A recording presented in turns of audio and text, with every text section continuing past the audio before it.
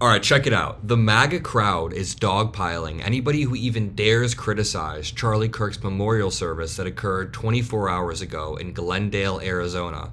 But the problem is, this memorial service was inherently political, inflammatory, and escalatory, so it would actually be irresponsible for us not to respond to this. David Pakman, friend of the show, for example, said on Twitter, quote, "The Charlie Kirk funeral is absolutely disgusting, riddled with speeches that only dial up the temperature. Stephen Miller's was particularly vile." And for this post, David Pakman got 3.5 million views, with MAGA supporters just coming for his head. They literally are responding to him by the thousands. Someone said, "Here's an example of a vile, disgusting human being. We are not the same. There's no unity with scum like this."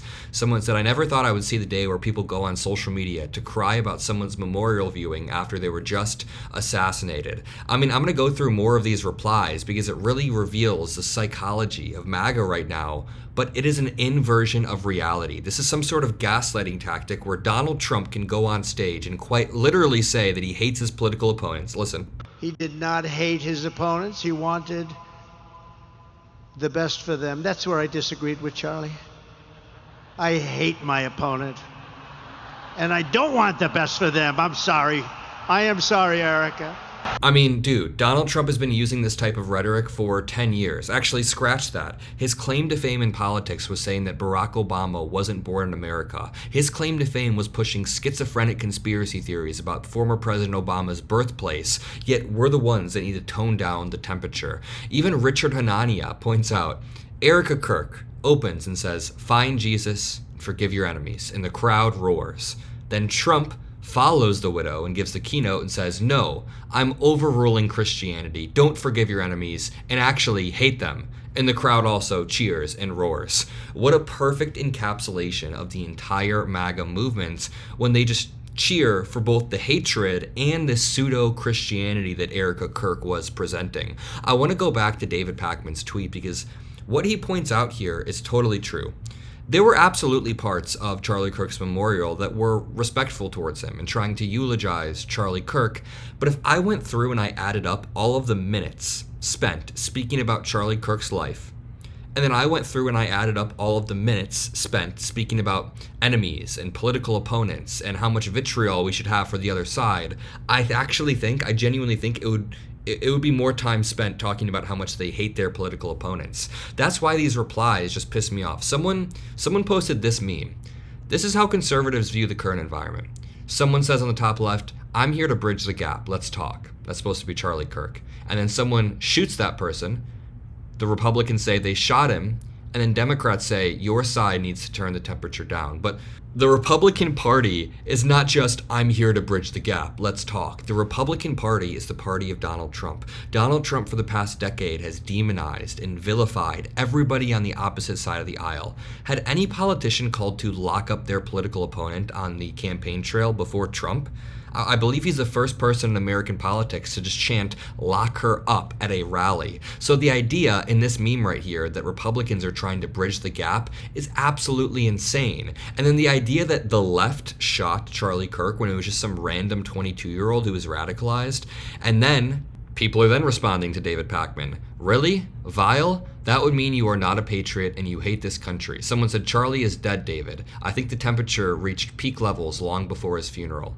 Someone says, "Did it scare you? That's good. That was the point." So now they're just admitting that they're trying to intimidate the other side with these events. Mehdi Hassan points out, no one, it seems, has as much contempt or disregard for Charlie Kirk as Trump does. Nothing any leftist has said is as disrespectful as the president turning up at Kirk's memorial to talk about himself and his presidency. It was all an inherently political rally, and that's why I'm debunking it through a political lens.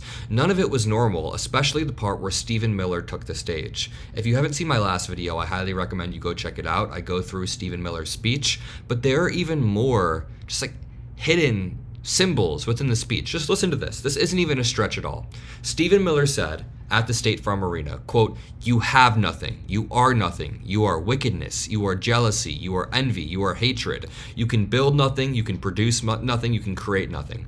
Hitler said 100 years ago, "The Jew has never founded any civilization, though he has destroyed hundreds. He produces nothing. He only corrupts what others have built." And Stephen Miller does this over and over. He uses parallel rhetoric. Miller said, "We are the ones who build. We are the ones who create. We are the ones who lift up humanity." Hitler said, "Aryan man alone possesses the culture-creating capacity. He is the founder of all higher humanity."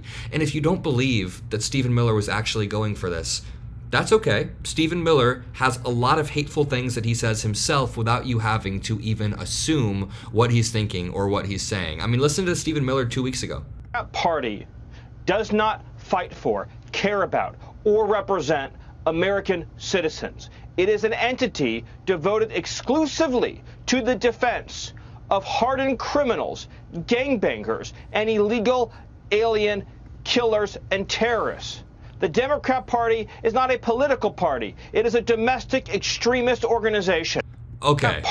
That is Donald Trump's deputy chief of staff. I have illustrated throughout this video, I feel like I'm going crazy here. I've illustrated throughout this video that Trump's deputy chief of staff is using insane rhetoric about the other side being a political terrorist party, domestic terrorist party. I've shown you Donald Trump himself saying he hates the other side. I'll show you this clip of him calling for the prosecution of political opponents through Attorney General Pam Bondi.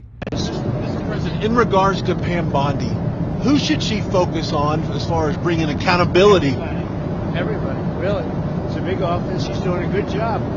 But focus on everybody. He said focus on everybody. He means everybody who is a political opponent, as he said in that Truth Social post.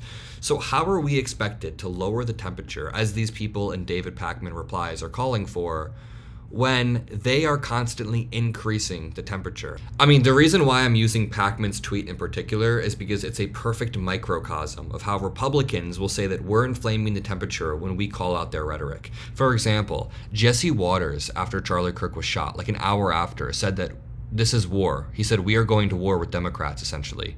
And then I made a video saying Fox host declares war. And then I got an email from someone saying, Adam, it's quite inflammatory to imply that Jesse Waters would ever declare war. And I was like, what are you talking about? I'm literally just using his words in the title. I'm using the exact words. How am I the inflammatory one? So we have someone, MAGA Texan right here says, dial up the temperature. You liberal hippies are attacking people and even murdering people whose opinions differ. I'd say you fucktards are raising the temp. The thing is, there are way more of us than there are you. Okay, so... Bro, he literally just threatened Democrats at the end of that tweet. There are way more of us than there are you. Don't raise the temperature.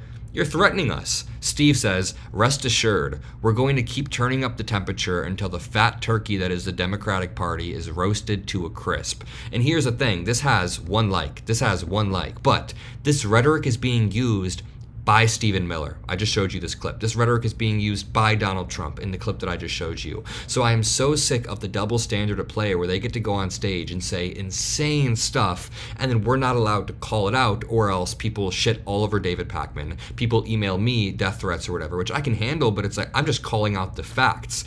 Right here, we have proof that there was a bot farm basically running after the Charlie Kirk Memorial because a bunch of random bot accounts were tweeting the same thing. As a lifelong Democrat, I didn't know what to make of Charlie Kirk. I've spent several lunch breaks watching his debates, full videos, and come away with the impression that we got him all wrong. Okay, but this next person says, as a lifelong Democrat, I didn't know what to make of Charlie Kirk. Okay, but the third person then said, as a lifelong Democrat, I didn't know what to make of Charlie Kirk.